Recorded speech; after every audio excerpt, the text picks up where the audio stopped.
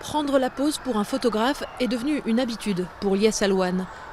Depuis qu'il a commencé à témoigner contre les violences homophobes, cet habitant de Gennevilliers, en banlieue parisienne, est devenu un porte-parole qui s'assume et tient à faire entendre ce qu'il subit, selon lui, plusieurs fois par semaine.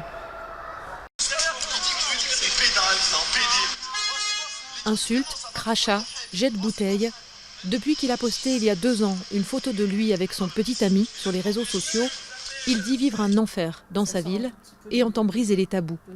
Aujourd'hui à Paris, on peut assumer, on peut visibiliser son homosexualité.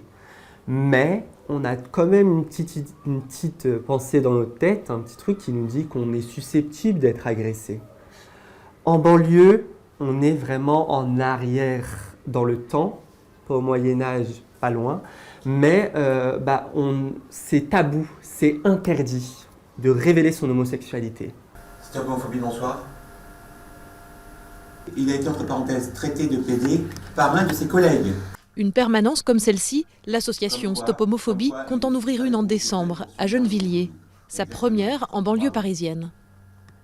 Il a quel âge? Il faut absolument déposer plainte. Et s'il ne peut pas le faire, il peut nous mandater, nous le ferons à sa place. Donc il faut déposer plainte, vraiment. Il ne faut pas laisser passer.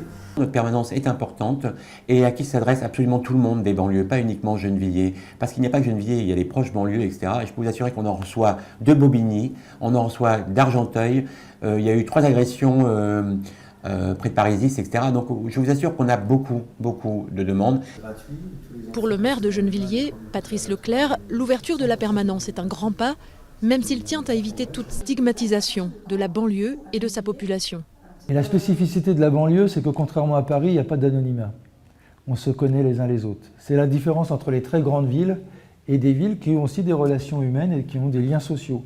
Et certainement qu'on a les mêmes problèmes à Gennevilliers que dans mon village en Normandie, où il y a 800 personnes et que je peux vous dire que d'être homosexuel dans ce village-là, vous n'êtes peut-être pas agressé physiquement, mais certainement vous allez habiter dans une grande ville ensuite. Son combat pour faire bouger les lignes, Lies compte bien le continuer.